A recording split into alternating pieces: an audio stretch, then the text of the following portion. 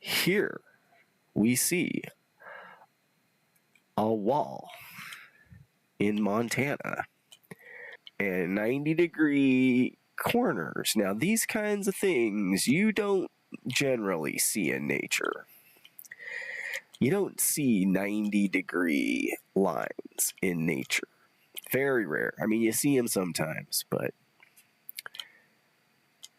very, very rarely do you see them, and especially in this kind of manner. We just have straight lines and 90-degree turns through this entire video. So I'm just kind of pointing these lines out. That's all I'm doing. The lines are already here.